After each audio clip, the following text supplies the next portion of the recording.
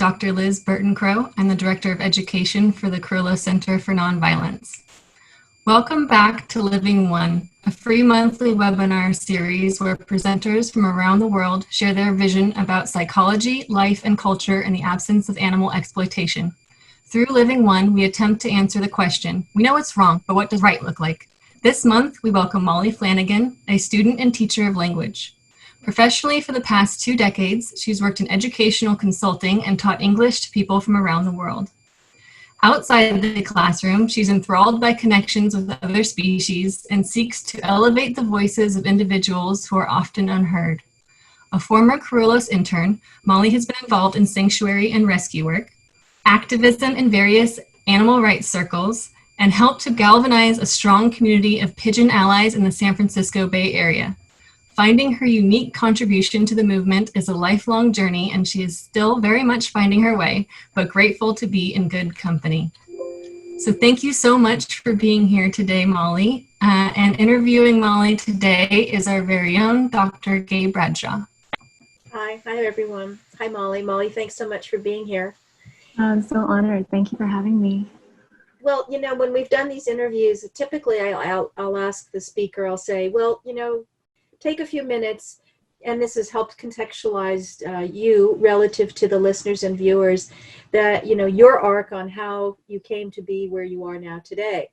And, you know, you and I were kind of talking, and in a sense, that's really dynamic. There really hasn't been necessarily, from your point of view, a landing, as much as an evolution of voice and understanding yourself, you know, in this kind of landscape of animal, human issues, conflict, resolution, all of that.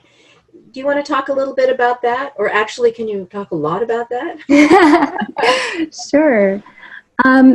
Yeah, so it's definitely continues to be a journey. I feel like probably for many of you, it started quite early in life with just starting to develop an awareness of other beings, and that natural empathy evolved into rescue work that started, mostly it was involving cats initially, because they were my first exposure. I thought my cat was right behind me, she's not.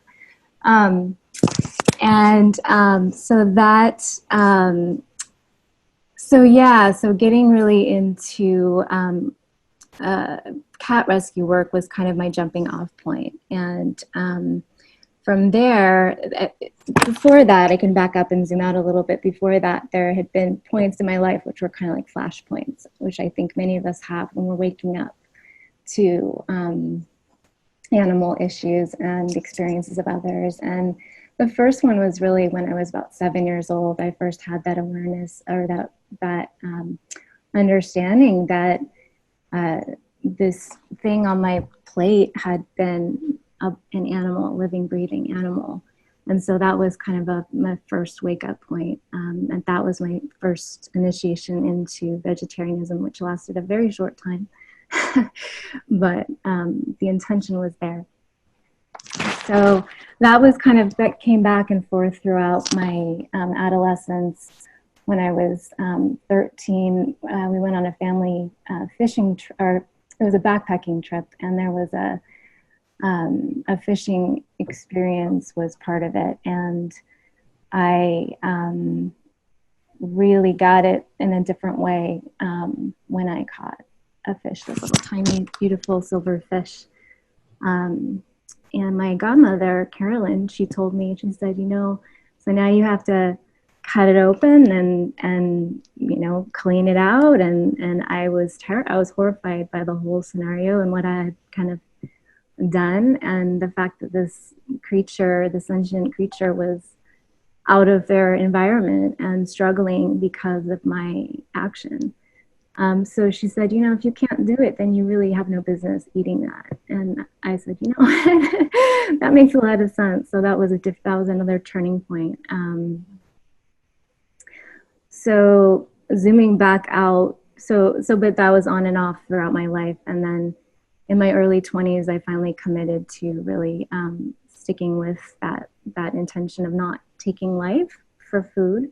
But I didn't even look into the other aspects of food or other ways that we traditionally exploit animals in our culture for shoes or for entertainment or for science or for all the various ways that we do.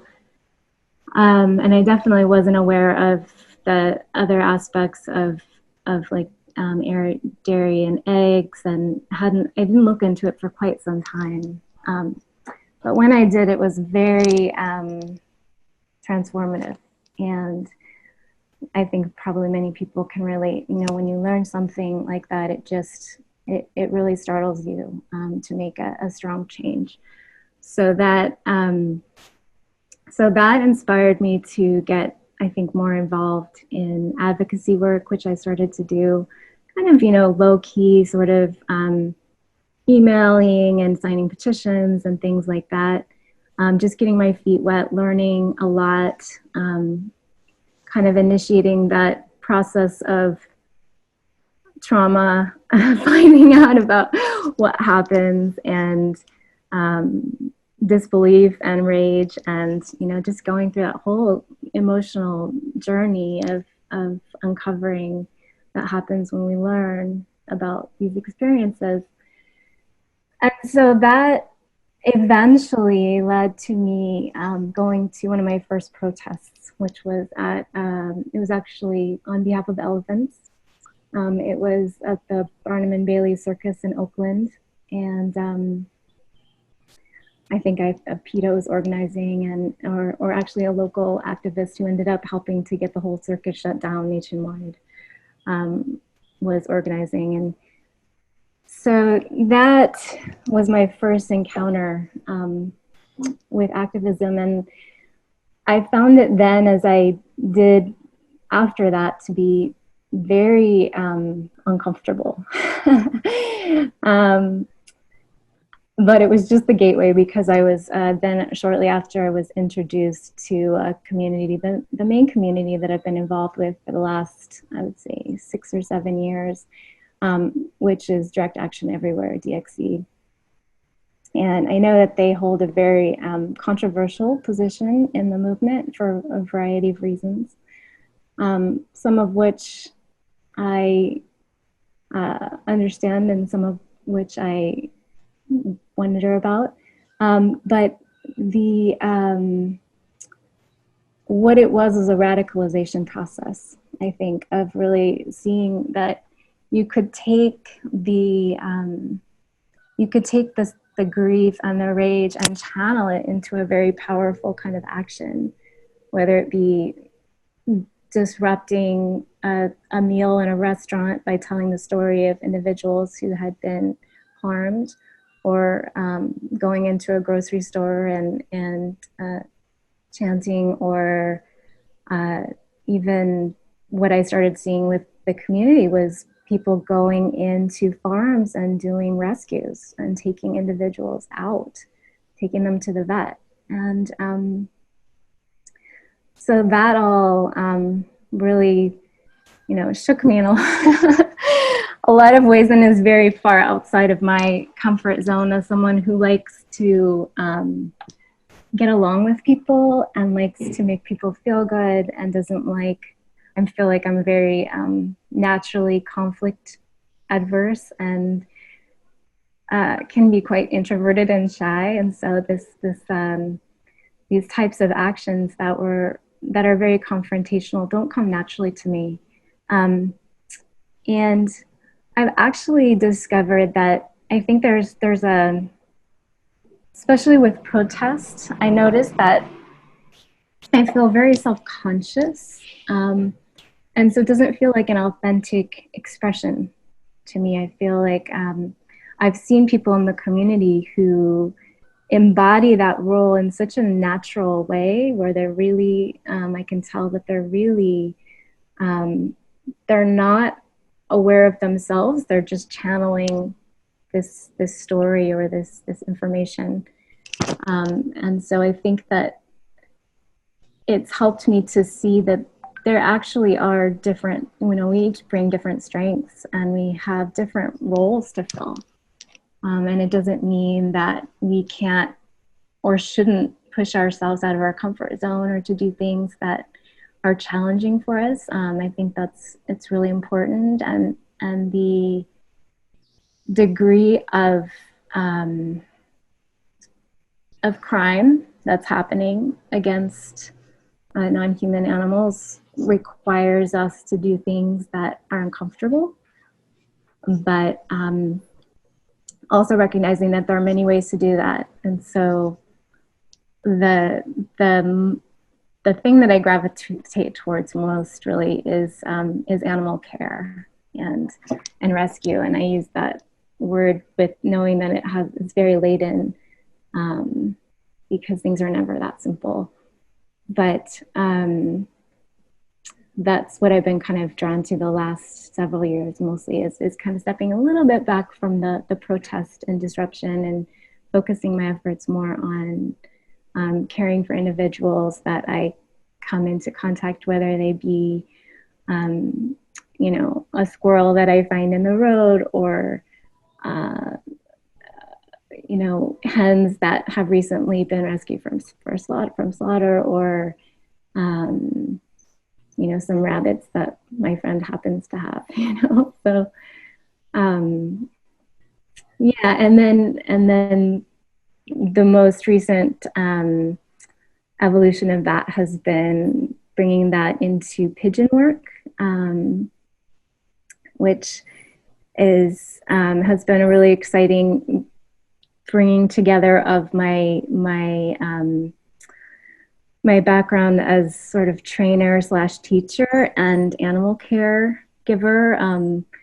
So in the pigeon work, I'm sure many of you have noticed that urban pigeons particularly have a lot of damage to their feet often, and it's caused by something called string foot, where they collect materials that they can find for their nests, and oftentimes that's our hair, it's our human hair, or sometimes it's string, and it gets in their nesting process, it gets wrapped around their toes or their ankles, and so we have kind of a squad that's developed of folks that will go out into the city. We'll go to San Francisco or Oakland and do like a whole clinic out there and just try and help as many individuals as possible to remove that and get them back on their feet, so to speak.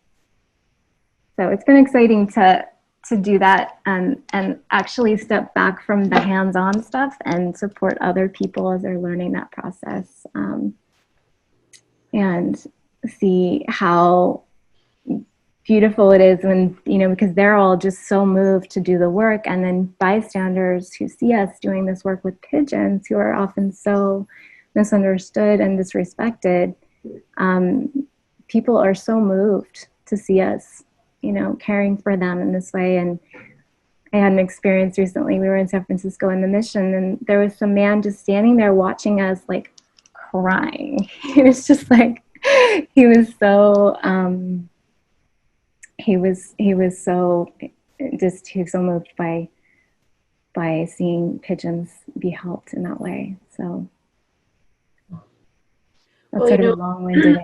What you read through the beautiful narrative is you're navigating and negotiating the interface of you and other humans. I mean, that's really what, veganism or animal rights, or, we're staying within that kind of category, but any kind of social justice issue is really a reconstruction or revisioning of the human-human relationship.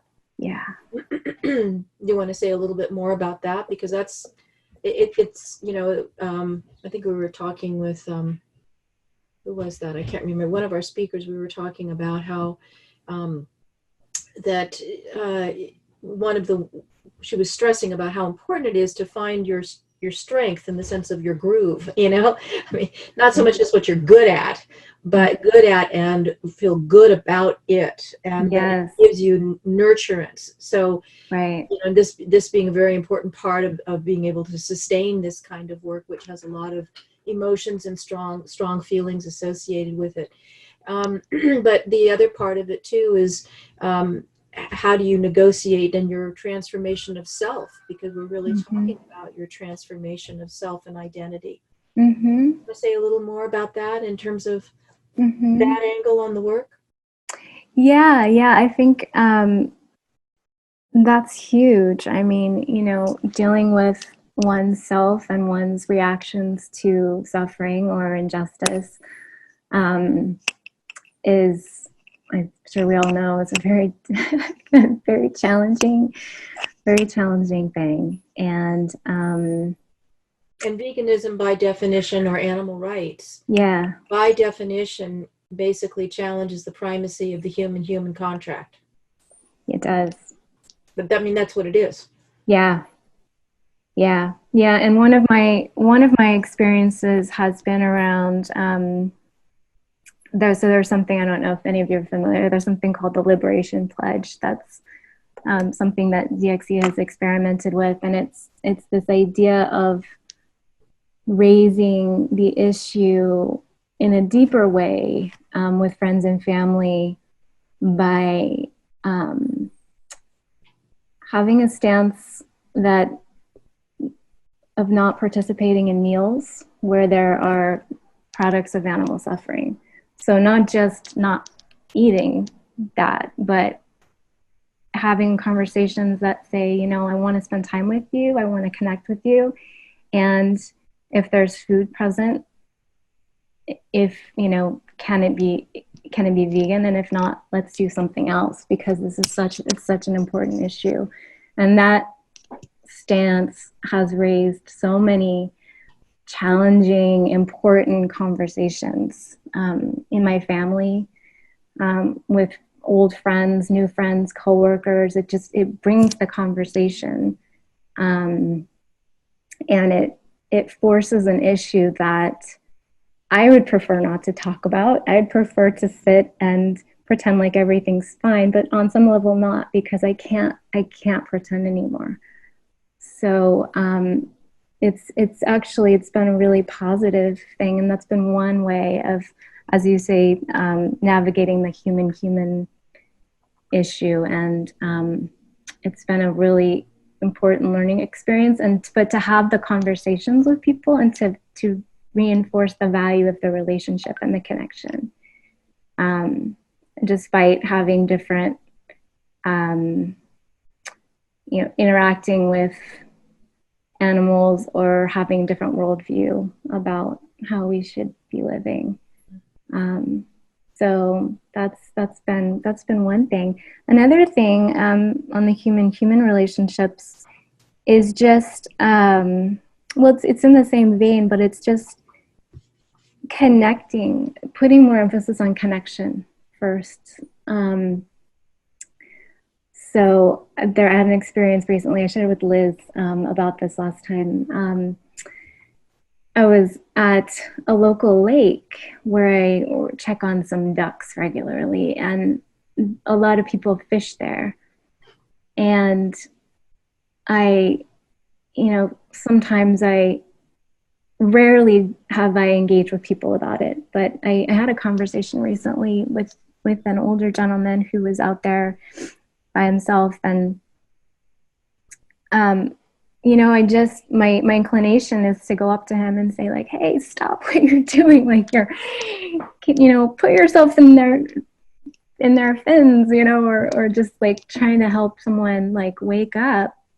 But I made a point to connect with him first as a human, and just say, like, hey, how are you today, and how's it going? Like, how's this fishing experience going for you?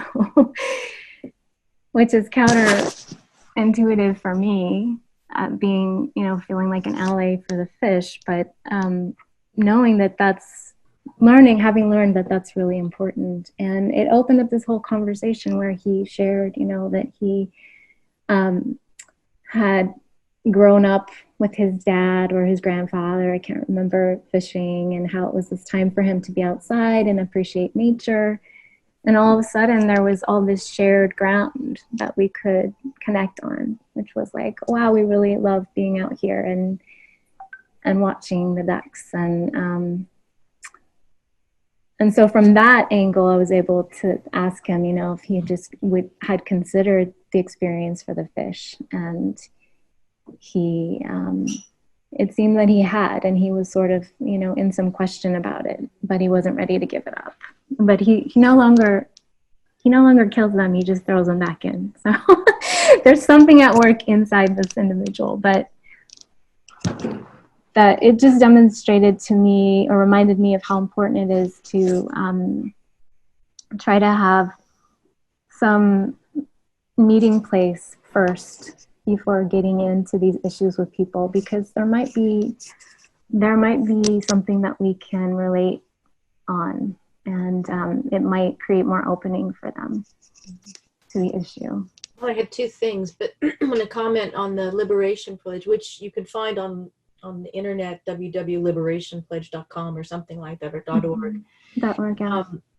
And so it's on the internet, and there's support groups associated with that. But when you were talking about the conversations, you know, that were brought up, I was reminded about all sorts of stuff that's going on, like racism, yes, and ethnicism, is the dishonesty, you know, in the sense of that, at least in my experience, it's been around a long time, and nothing really has changed, you know, from what I see. And I think these issues explode and these terrible things happen because there is a lack of honesty, of open discussion about things that are very important. They may be uncomfortable, but that doesn't mean they shouldn't be discussed. And that leads into what you're saying, is that, you know, when you start a conversation, you're one, I think, being very respectful in terms of life itself. You know, it's not just your agenda that this is going to get done. You're actually seeing you know, not that you're not the center of the world, and also you're seeing another person like you would a non-human animal, you know, in the sense they have their world, they have their experience. You know, Charlie Russell, you know, I always talk about him ad nauseum, like, well, but, you know, he said, when you see a bear, you know, it's not just any old bear. It's that particular bear in a particular place with that particular experience. And the same thing with the humans. And so that was kind of what I also saw, is that you were taking the time to really be present, and in that sense be very respectful of listening into where you're at. Right. You know, and it was you know, we just got finished with a session in a course on decolonizing. I mean, that's a very decolonizing approach. I wish I could remember this name. He's a writer and he's so funny. He's a political analyst. He's Indian American, and he talks about going to India for the first time. I've forgotten his name. So he said his experience in India was so funny because he was, you know, I guess a friend or colleague said, he goes, how come everyone knows I'm American? You know, I mean, I look like everyone here. And he goes, you just look like one of these colonizers, you know, like you walk like you're taking over the world. I just love the way he talked about it. I don't do it justice. But I think that, you know, it's that lack of awareness. And that also gets shortcutted as you were talking about these strong emotions. You know, the extreme of this fish who's suffering so terribly, and then on the other, literally at the other end, you know, is this bucolic scene of this person enjoying seeing someone struggling and dying and things like that, and that brings up these strong emotions. So you know, it really takes quite a bit to open, you know, breathe in that space. Right. You know, holding to, in the sense of those are the realities, and how can you hold those realities in such a way where it's not perpetuating the same kind of paradigm of violence and objectification. Yeah.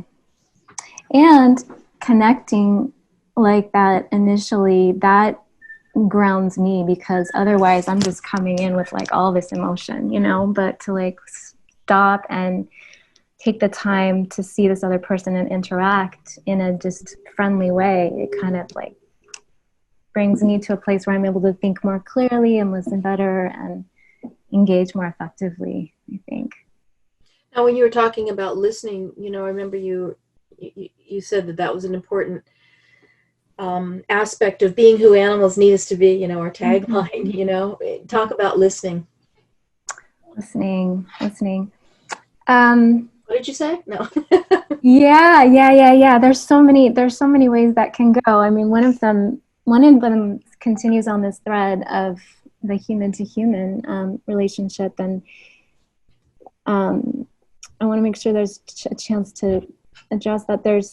So one of the things that I've been learning is about the human aspect of animal exploitation, and I think to be who animals need to be, we need to be able to advocate effectively, and sometimes that means raising the human issues and the human cost. And so I've been really fortunate to meet a woman who has worked at foster farms at a chicken slaughterhouse for 43 years. And she's from Mexico. She lives in Central California. And, you know, just kind of, I think there's a growing awareness in the movement of the experience of humans who are doing this work, whether they are, you know, on the slaughter line or at a farm. And we're really seeing it right now with the coronavirus, you know, and how it's affecting them so disproportionately. And having this connection with her has, you know, it's just creating so much more empathy and more compassion for folks that are caught up in that system, and they're experiencing all this violence in their work that they don't mostly ever want to do, of course, but they may have no other options, or very few that they can come up with. So that's been a powerful thing, in maintaining this connection with her and checking in with her and how she's doing and how her family's doing and what's happening at the plant with other workers. That kind of listening has been really helpful to also then elevate the story of what's happening with animals and with workers. I want to definitely get to some Black Lives Matter conversation too, but maybe before that, as far as the listening, it's kind of a segue, but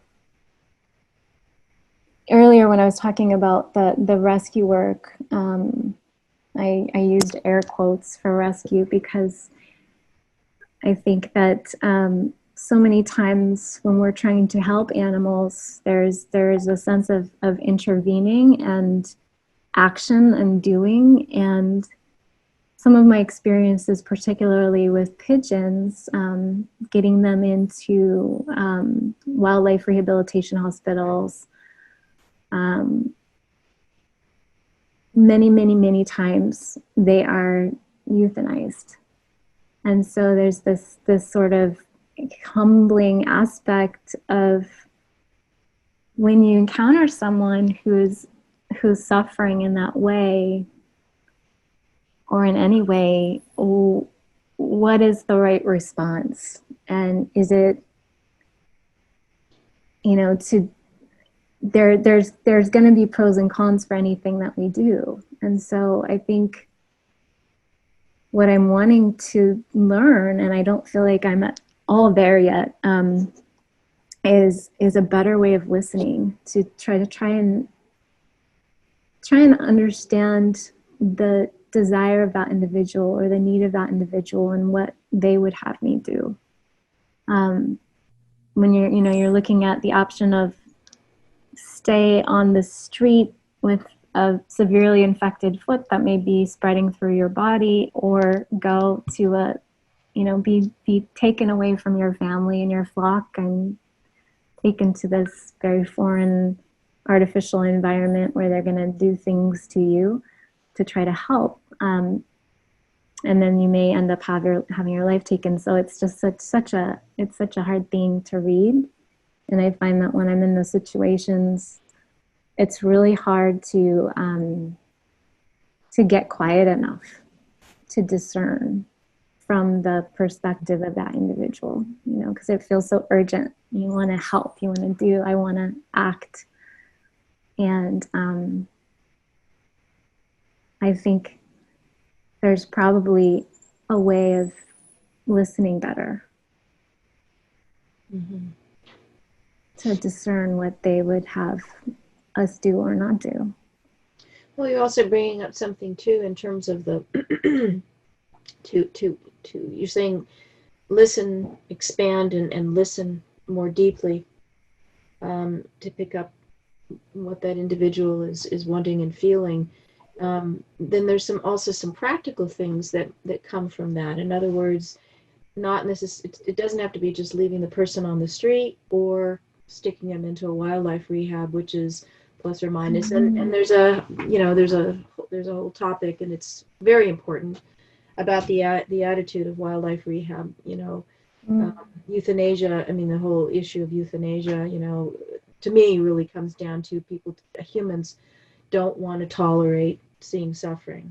And we have, in our culture, there's a tendency to fix things, and fixing things means killing them if it's the best thing to do. Right. So, I think that what you're also bringing up too is, can we expand our capacity to be like we have in human health? It inches along, but in terms of hospice, I mean, it's completely different than 10 years ago, where you do have these gradations, which really it's not always available, but there is an effort to really try to accommodate the environment and that individual in such a way that they mesh more. And so, I was just thinking with the pigeons, some kind of, I mean, not to come up with solutions that I know nothing about, but I mean, I think that's what we're also, compelled to start to investigate, something that's not a binary kind of response. It's the physical, it's sort of the physical, emotional, or the practical, whatever, I don't know what the term is, operational. Operational equivalent to the listening that you're talking about. Yeah, that's a really great point. Yeah, it's easy to feel like there's just these two options, and that's a too limited of a way to think. Well, there are the exigencies, but I think that's something, in terms of, we've kept ourselves human in this culture, humans, and then there's the nature, animals, and that binaryism has carried down into how they're cared for and how we respond to that in either or situation. I mean, it doesn't mitigate just really difficult, upsetting situations where an individual, like in an urban setting, where that's where they may live and they've lived for generations, but nonetheless, that's not pigeon habitat. It's not pigeon friendly. It's a tough life. Yeah. So there are those mitigating kinds of things that are difficult. But what I'm hearing is from you is that you're sort of, you are softening those edges, whether it's in conversations with this gentleman or whether it's, working with these particular pigeons and things like that. It's the intention. Certainly, as you know that I was going to do this, Gerald. Yeah. Can you tell us a little bit about Gerald? Oh, yeah. So there's a local rose garden in my neighborhood here in Oakland, California, where there has been a family of wild turkeys for a number of generations, as far as I understand. And it seems that there's a new male on the scene who's going by a number of names, or has been named in a number of ways, Gerald and Leon or something like that, and Tom. But he has the former patriarch of the family was really he coexisted comfortably with his partner and their offspring and the human visitors to the rose garden. But this guy has had a really different entry to the park, and he's been attacking a lot of of humans in the park. And it's gotten to a crisis point where the city animal services have been working with California Department of Fish and Wildlife to try to resolve the problem, which is complex. You know, as we know, it's never behavior. There's many factors that lead to how we act the way that we do, and so it's the end of mating season. There are babies in the park. There have been, with the whole shelter in place, there have been an increasing number of humans in the park, also bringing in their dogs who are, for some reason, not allowed in the park. And so there's just been this confluence of, I think, stressful triggers. But also, I don't know. There's conflicting stories. Possibly he came in before mating season with kind of trails blazing. But it's at this crisis point, and it's been this perfect example of how, you know, the humans in the community, we're so divided, and there's about, I would say, half the folks who fully support us stepping back so that he can take the space that he needs, and so that just to mitigate the conflict, and to really honor wildlife in that space, even though it's not a wildlife park, but to give them what they need. And then there's this whole other crew of people that are just up in arms, you know, so disgusted with the idea that a turkey would be, you know, in their space and ruining their opportunity for recreation. And yeah, so it's been really challenging, and they're trying to use hazing techniques to, I think, create some fear of humans in Gerald. That may be working to some extent, but may not be. And they're going to give it another week, and then they have been discussing euthanasia, which seems like a really misplaced word for this. So it's been a lot, you know, just following that and trying to get the community engaged and getting support and being out there and coordinating outreach to talk to people and trying to get them to honor this temporary closure of the park, and trying to help them, you know, have some empathy for what he may be going through, and just step back a little bit with our need to be there. Yeah, but again, it feels like a binary. It's like either he can behave in ways that feel safe for the neighbors, or he is killed. And so we've been trying to say, well, what about this other option of maybe it's not a safe place for him or humans in the community? Maybe there's a safe way to relocate. That would be honoring, you know, his basic needs to some extent. And there's a lot of opinions about that in the wildlife community about whether or not that's feasible or humane. Well, a lot of the information that is known, and you know, it's considered authoritative about wildlife, comes from a political agenda. Right.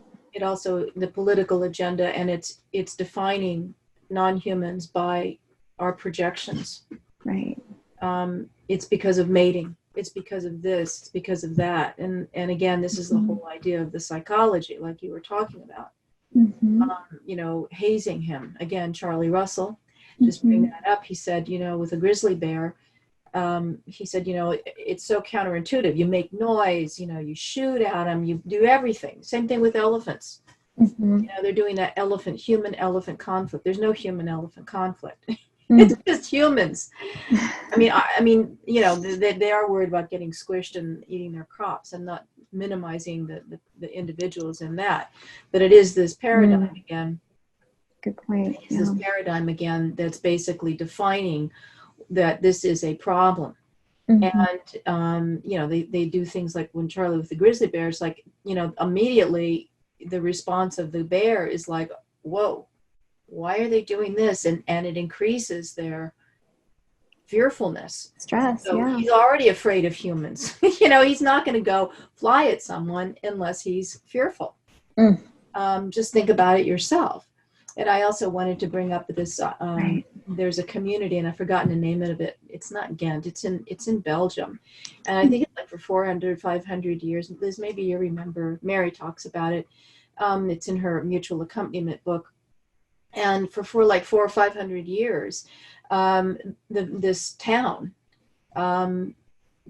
absorbed, you know, individuals in the town that had quote unquote, you know, psychological, mental disorder, whatever you want to call it.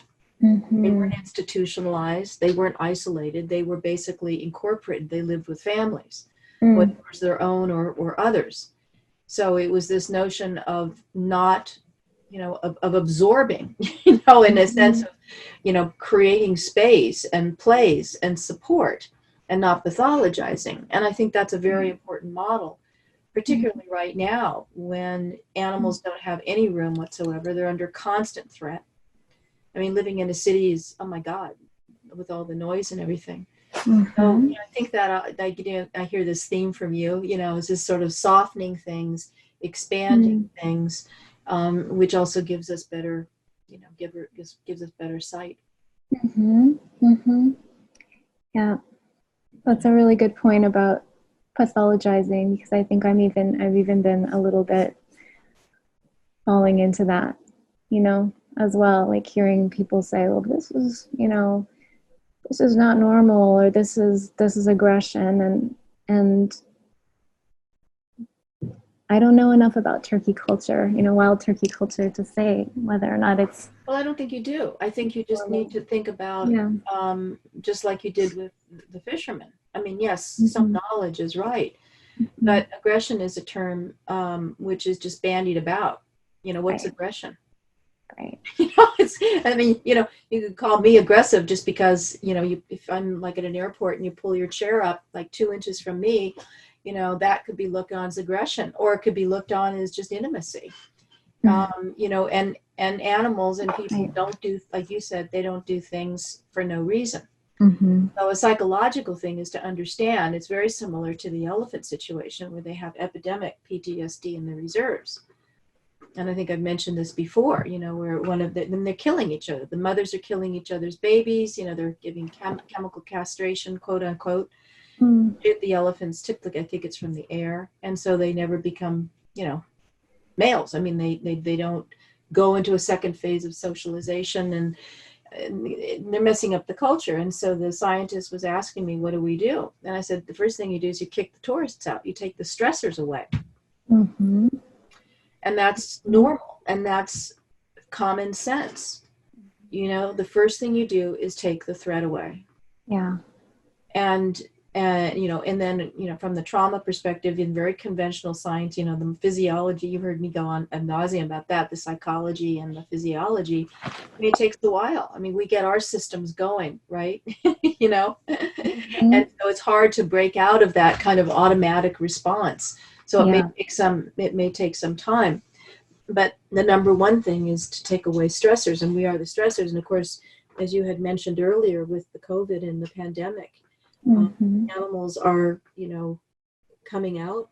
They're starting to sing more because they're not feeling the stress. They're feeling space. Yeah. And I think that, you know, us contracting to allow them to relax, then that really opens up a field for learning and a different kind of relationship and dynamic that can evolve. So good. Yeah. So in your, I also wanted to, you know, you've been focusing on language in your professional life and different places and spoken different languages. That's one of the kind of the frontiers that we're experiencing, working with animals. Do you have some thoughts about that in terms of how to use language, and do we need to break out of language? Do we need to use it less? Does listening also mean just talking less? Well, there's language, there's communication with each other within our species, and then there's communication across species. And I think probably across species, we need to, observe more, talk or input less, listen more through our senses. Within our species, I think maybe similar. Step back, listen more. One thing that I want to be sure to mention that is language related is it's related to the current stuff that's going on with police brutality and the Black community. And so I've had some conversations around the turkey issue with, there's been a lot of language and talking on this neighborhood network we have next door around the turkey. And someone that was in support of Gerald raised the term "Turkey Lives Matter," or someone said "All Lives Matter," and so that all lives okay. Matter, or Turkey Lives Matter, as opposed to Black Lives Matter. And so, it's been it just touched on this whole kind of awakening that I think is happening, that I'm experiencing, that everyone I know is experiencing, of seeing ways that we have been maybe not so conscious of the struggle that people of color, particularly African Americans, experience. And I found a really great resource. There was a writer, PETA posted an article by Zachary Tolliver, who is an animal rights activist who's also Black, and it was about this question of all lives matter, and why that's so painful and why that's so disregarding. And it's an interesting thing to consider, because it's often, we're coming from this sentiment of wanting to include and wanting to expand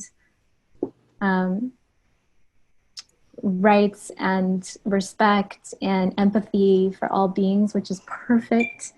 And yet in the process, if we use some expression like that, it can feel really like it's just totally disregarding the specific instance of the specific experience that community has been enduring. So it's been really interesting to start engaging with other people who are supporting the turkey on that question in particular, and doing it in a public forum, just by sharing articles like what Zachary wrote, or having conversations about the fact that it's absolutely, I think what's happening with Black Lives Matter is absolutely part of the larger struggle that we're all working for with animal liberation. It's this desire to, it's this recognition of oppression and dominance and violence, and wanting to transform that, and wanting to build accountability where it's needed, and recognition where it's needed. And so in that sense, it's very much the same kind of struggle, but at the same time, they're specific struggles, and they're unique, and they're different, and they're special, and they have to be treated as such, and not just like all lumped together in a way that makes any one of those struggles seem less important or disregarded. Mm-hmm. So I think that's one answer to your question for me, is like looking at the language that we use, and being really mindful of how it impacts different communities and different struggles, and also having more conversations together and within ourselves about struggles that we may have neglected and not been part of because we've been so focused on the non-human issues. So that's at least a call I feel, to feel like maybe dedicating more time and to learning and understanding and being a better ally to people of color. I think you're talking about that there's principles that are that cut across. And it's the principles that one is really trying to uphold or embrace. That affects everyone, but there is specificity. I think that, again, our dualistic culture has a hard time with that. It's an either or, sort of caught in that. And I guess that's, to me, part of our mental and emotional exercise program is learning how to hold both and not see them as contradictory. Exactly. And not necessarily ordering them in terms of importance or excluding, well, I'm only doing this or that. I mean, there is a sense in terms of focusing on time and energy and things like that. But I think one of the biggest things that we can accomplish is to be able to move past the either or, and to develop and understand and experience ways of what that really means, not just conceptually, but, practically. Yeah. And I think that, that's just something I was been thinking about a lot lately is that, and it has to do with the course that we're teaching. In fact, there was a student that kind of actually sparked it.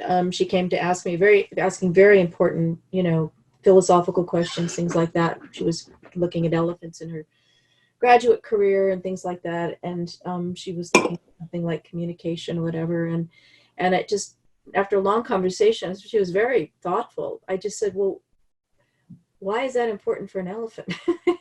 So what I guess I mean is that I think that a lot of the discussion tends to be sort of abstract. Even if it's concrete, we still argue about it in the abstraction. And this embodiment, the way that you're exemplifying it, and you're kind of becoming an exemplar with your nonviolent, your meditations, and being present in your community in these diverse ways. You're not just Molly this, you're showing the multiplicity and the expression of the multiplicity of these principles that you embrace.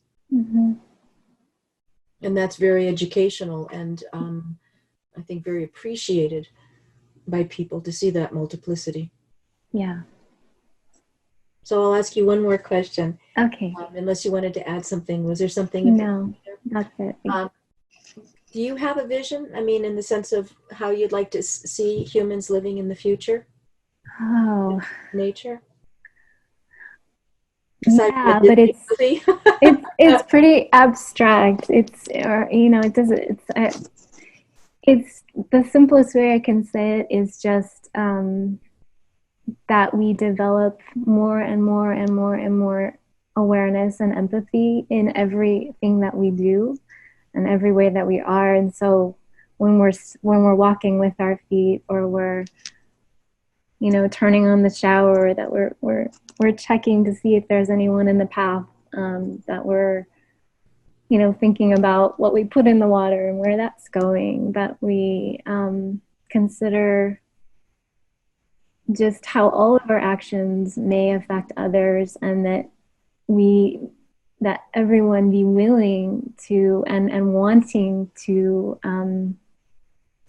go out of our way to minimize impact or improve the experience for others. It's the simplest way I can say it. Well, thank you. Yeah. Thank you both so much for another amazing interview. I really enjoyed learning about Gerald, and I feel a lot of sympathy because I feel a lot of us have that feeling of being trapped between two worlds almost. You know, there's sort of the mainstream dominant and I would hope crumbling paradigm on the one hand, and then this emerging cross-species paradigm on the other. And so being in between those two worlds definitely gives me a whole new sort of understanding of what Gerald must be feeling and going through as well, being kind of trapped in that way. So thank you so much. So before we end our recording and go to question and answer, I just wanted to make a quick, exciting announcement. We are working on converting this series into a podcast series as well. So that way people can hear it on the go. I can reach a wider audience as well. So we're really excited about that. So keep your eye out in the coming weeks that there will be the Living One podcast. Very exciting news. And we do hope that you all join us next month. We'll be meeting July 5th. I don't think we have anyone confirmed quite yet, but keep an eye out for that as well. So thank you so much, Molly, and thank you, Gay. Thank you.